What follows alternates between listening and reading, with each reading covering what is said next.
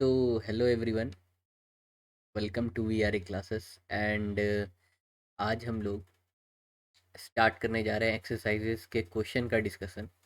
और पहला नंबर से स्टार्ट करते हैं। यहाँ पे लिखा हुआ है convert the following temperatures to the Celsius scale. एक चीज़ आप लोग याद रखिए कि जब भी केल्विन से सेल्सियस स्केल में जाएंगे, सेल्सियस स्केल में मतलब केल्विन को किससे रिप्रेजेंट करते हैं, के से, और सेल्सियस को डिग्री सेल्सियस से। तो हमेशा 273 माइनस करेंगे, ठीक है। और डिग्री सेल्सियस से अगर केल्विन में जाना है तो हमेशा 273 प्लस करेंगे, ठीक है। तो इसको कैसे बनाएंगे? तो पहला जो मेरा क्वेश्चन दिया हुआ है 293 केल्विन, इसको जाना है क्या है, सेल्सियस में। तो इसमें हम लोग क्या करेंगे, माइनस करेंगे 273 को। कितना आ जाएगा, 20। तो आंसर क्या हो जाएगा, 20 degree Celsius.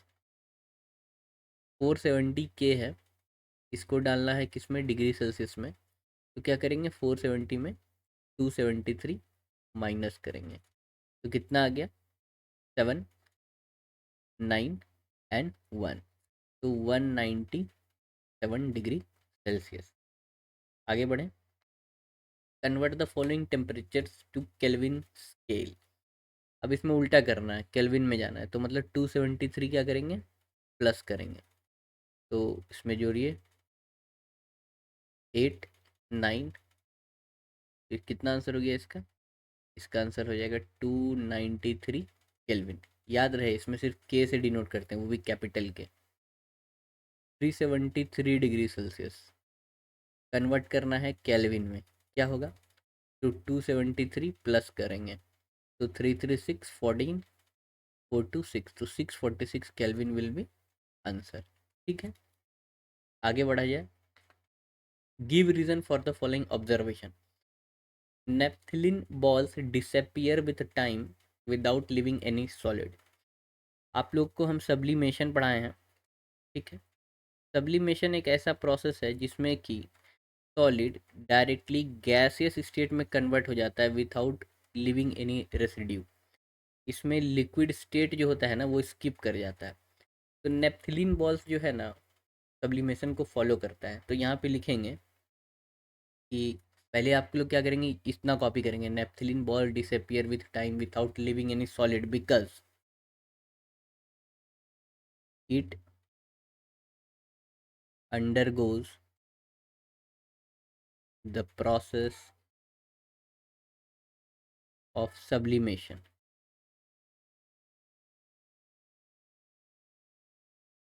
that is conversion from solid to gas directly.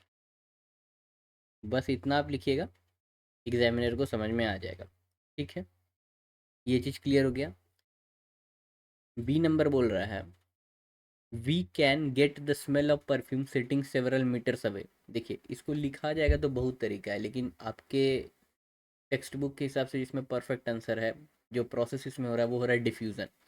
Diffusion एक ऐसा प्रोसेस है जहाँ पर फ्लूइड मटेरियल फ्लो करता है higher concentration to lower concentration. मान लीजिए कि यहाँ पर अगर परफ्यूम है, ठीक है, और यहाँ पर से परफ्यूम स्प्रे कर दिए और ये पूरा रूम है, तो सबसे ज़्यादा परफ्यूम का कंसंट्रेशन हाई कहाँ पे होगा, इस एरिया में होगा। लो कहाँ पे होगा, इस एरिया में होगा। तो हाई से जो लो में जो ट्रेवल होता है ना फ्लूइड, उसी को डिफ्यूज़न बोलते हैं। तो यहाँ पे हम लोग लिखेंगे we can get the smell of perfume sitting several metres away because of the phenomenon phenomena known as diffusion, ठीक है। ये हम लोग लिख सकते हैं। प्लस इसमें एक चीज़ और हम लोग लिख सकते हैं कि as gases have very high kinetic energy, तो they travel very fast going to and occupy every part of the room, ठीक है। ये भी लिख सकते हैं, लेकिन डिफ्यूज़न सबसे बेस्ट है। इसमें डिफ्यूज़न जो है फॉलो ही उससे होता है जिसके पास काइनेटिक एनर्जी होता है। तो हम लोग ये लिख सकते हैं। आगे बढ़ते हैं। Arrange the following substance in increasing order of forces of attraction between the particles, water, sugar and oxygen. देखिए, स्टेट ऑफ मैटर में सॉलिड हो गया, लिक्विड हो गया एंड गैस हो गया। ये तीनों में जो पूछ रहा है order of force of attraction between the particles, मतलब इंटरमोलिकुलर फोर्स का बात आ रहा है। इंटरमोलिकुलर फोर्स का बात आ रहा है।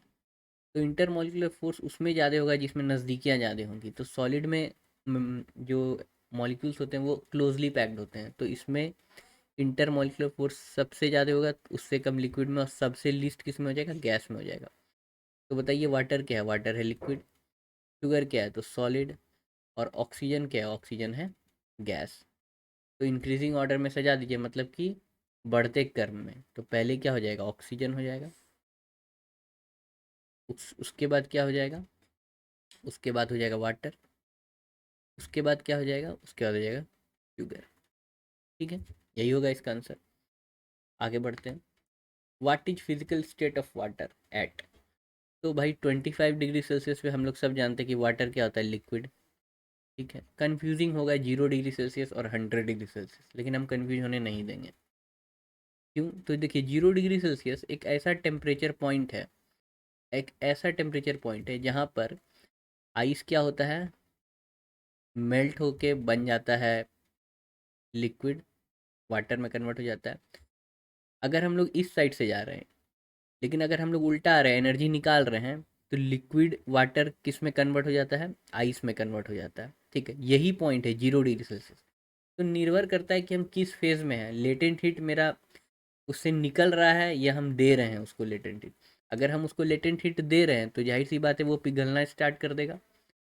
और अगर निकाल रहे हैं उससे, मतलब हीट निकाल रहे हैं, तो क्या हो जाएगा, उसके एनर्जी कम होगा, मॉलिक्यूल्स पास आएगा, तो वो आइस में कन्वर्ट होना स्टार्ट हो जाएगा। तो ये एक ट्रांजिशन फेस होता है। तो इसमें हम लोग क्या लिखेंगे, इसमें लिखेंगे लिक्विड ऑब्लिक सॉलिड। ठीक है, क्लियर हुआ। उसी तरह 100 डिग्री सेल्सियस जो है, 100 डिग्री सेल्सियस जो है, ये भी जो है ना ट्रांजिशन फेज है। इसमें क्या हो रहा है कि अगर हम हीट करते जाएं तो लिक्विड किस में चेंज होगा, गैस में चेंज होने लगेगा, बॉयल होने लगता है इस टेम्परेचर पे। तो वहाँ पर गैसेस स्टेट में मतलब आपको स्टीम भी दिखेगा। वहीं अगर अगर हम मान लीजिए कि उल्टा आ रहे हैं, ठीक है, मतलब कि हाइयर टेम्परेचर से लोअर टेम्परेचर में आ रहे हैं, तो वहाँ पे गैस लिक्विड में हमको कन्वर्ट होते हुए दिखेगा। तो वहाँ पर लिक्विड भी रहेगा, गैसेस भी रहेगा। ठीक है, तो दोनों स्टेट रहेगा क्योंकि ये ट्रांजिशन है। तो इसमें भी हम लोग क्या लिखेंगे, लिक्विड ऑब्लिक गैस। ठीक है, लिक्विड ऑब्लिक गैस। और इसमें लिखेंगे लिक्विड ऑब्लिक सॉलिड। ठीक है, तो इसको यहीं तक रखते हैं, मिलते हैं नेक्स्ट पार्ट में और आगे क्लियर करते हैं। Okay, thank you.